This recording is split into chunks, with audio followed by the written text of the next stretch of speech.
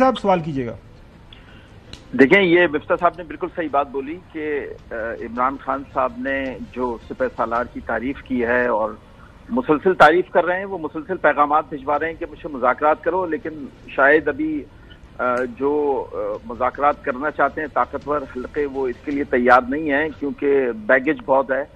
الماری میں بہت کچھ اس طرح کی چیزیں رکھی ہوئی ہیں جس کی بنیاد پر وہ شاید مذاکرات نہیں کرنا چاہتے. لیکن یہ سچ ہے، مفتاح صاحب نے جو بتایا کہ عمران خان صاحب روزانہ کی بنیاد پر کسی نہ کسی کے ذریعے یہ پیغام بھجوا رہے ہیں کہ میں مذاکرات کرنے کو تیار ہوں. جی اچھا، میں سوال کرنا چاہوں گا مفتاح اسماعیل صاحب آپ سے. آپ نے کہا کہ جی معیشت کے حوالے سے یا ایڈمنسٹریشن کے حوالے سے بات کریں تو آپ بہتر بتا سکتے ہیں، سیاست کے اوپر آپ کی زیادہ گرپ نہیں ہے. تو مفتاح اسماعیل صاحب، سوال یہ ہے کہ آپ نے شہباز شریف صاحب کو بھی بطور پرائم منسٹر دیکھا، بلکہ کام کیا، اور آپ نے اپوزیشن کے اندر عمران خان صاحب کو بھی بطور پرائم منسٹر دیکھا. تو کیا عمران خان صاحب جو ہے وہ بہت قابل تھے اور شہباز شریف صاحب جو ہیں وہ نالائق پرائم منسٹر ہیں، یا شہباز شریف صاحب جو ہیں وہ بہتر پرائم منسٹر ہیں اور عمران خان صاحب ان کے مقابلے میں نالائق پرائم منسٹر ہیں؟ Your opinion.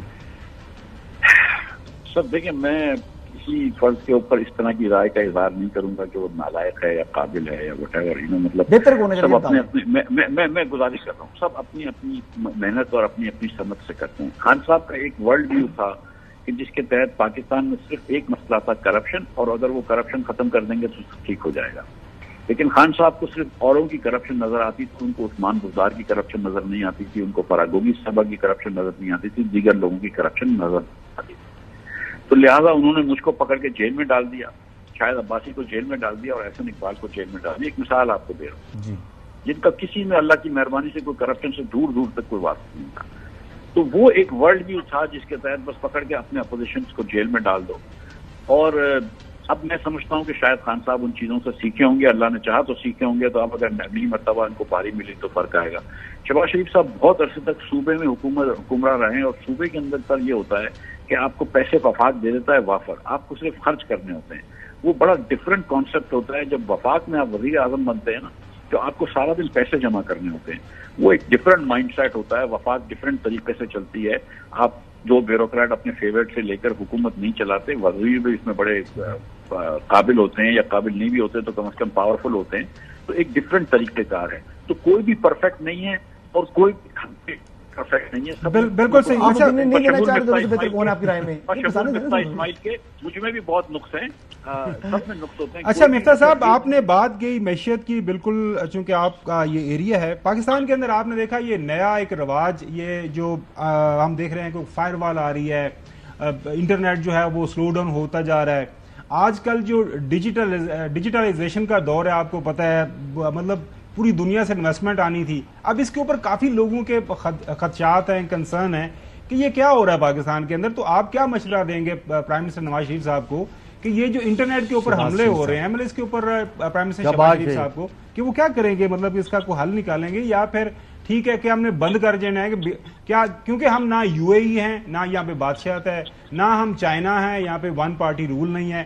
ہم ایک لولی لنگڑی جمہوریت ہے، ملٹی پارٹی سسٹم ہے، لوگ بات کرتے ہیں اور اسی طرح ہم آگے بڑھ رہے ہیں. مفتاح صاحب سر، یہ ہمارے، میں نے سنا ہے کہ مغل بادشاہ جو تھے ہمایوں، ان کا بھی بڑا ایک یہ وہ تھا کہ جو کوئی اگر ان کے پاس کوئی میسج لے کے آتا تھا، پیغمبر آتا تھا پیغام لے کر، اور پیغام پسند نہیں آتا تو پیغام لانے والے کو مار دیتے تھے. انٹرنیٹ تو صرف پیغام لانے والا ہے نا، آپ اس کی وجہ سے بند تو نہیں کر سکتے. پورے پاکستان کے انٹرنیٹ کو بند کر دیں، آپ کبھی وی پی این کو بند کر دیں، کبھی آپ، مطلب دیکھیں، چائنا مختلف ملک ہے، پاکستان ایک چھوٹا سا ملک ہے، بہت چھوٹی معیشت ہے، ہم پوری دنیا سے رابطہ نہیں کاٹ سکتے. اور آج پاکستان کے اندر بہت مسائل ہیں، بلوچستان میں مسئلے ہیں، کے پی میں مسئلے ہیں، دیگر جگہوں پہ مسئلے ہیں.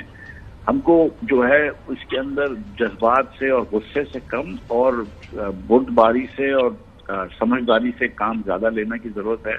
اور وہ کہتے ہیں نا انگریزی میں کہ you catch more flies with honey than with vinegar.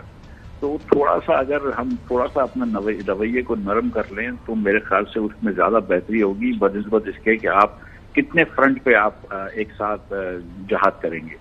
تو جو میں یہ سمجھتا ہوں کہ انٹرنیٹ بند کرنا جو ہے اس سے شارٹ ٹرم میں فائدہ ہوتا ہے لیکن لانگ ٹرم میں نقصان ہوگا. مفتاح صاحب بہت شکریہ.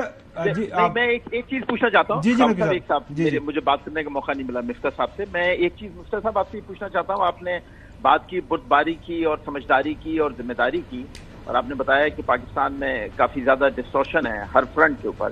آپ یہ بتائیے کہ آج حکومت نے بڑا زبردست ایک فیصلہ کیا ہے، وہ جو مسنگ پرسنز ہیں ان کی فیملیز کو 50-50 لاکھ روپے دینے کا. آپ اس سے کیا کہتے ہیں؟ مجھے اس فیصلے کے بارے میں نہیں پتا ہے. دیکھیں مجھے اس فیصلے کے بارے میں نہیں پتا ہے. آپ ضرور صحیح فرما رہے ہیں. میں بتا دیتا ہوں میں بتا دیتا ہوں. جو لوگ 5 سال سے زیادہ سے مسنگ پرسن ہیں ان کی فیملیز کو حکومت 50-50 لاکھ روپے دے گی تاکہ وہ اپنے روزمرہ کے امور کو زیادہ بہتر طریقے سے مالی پریشانی سے نکل کے چلا سکیں. تو یہ ایک اچھا فیصلہ ہے آپ کے خیال میں یا نہیں؟ میں سمجھتا ہوں کہ سر اس طرح بھی اگر ہم پاکستانیوں کو ایک یکجہتی میں لے آئیں تو وہ اچھا فیصلہ ہے. اگر آپ بتا دیں کہ 5 سال سے جو چلا گیا ہے اگر اس کی وفات ہو گئی ہے فاتحہ پڑھ لو. میں آپ کو سچ بتاؤں کہ مجھے ایک خاتون ملی تھی، بلوچ خاتون، وہ مجھے کہہ رہی تھی کہ مصطفیٰ صاحب آپ اتنے پاورفل آدمی ہیں، آپ صرف مجھے یہ بتا دیجئے کہ میں اپنے والد کا فاتحہ پڑھ لوں یا نہیں. تو اس خاندان کو اس مشکل سے نکال دیں. اگر فاتحہ پڑھنا ہے تو ان کو بتا دیں تو میرے خیال سے وہ آسانی ہو جاتی ہے. مفتاح صاحب بہت شکریہ وقت دینے کے لیے.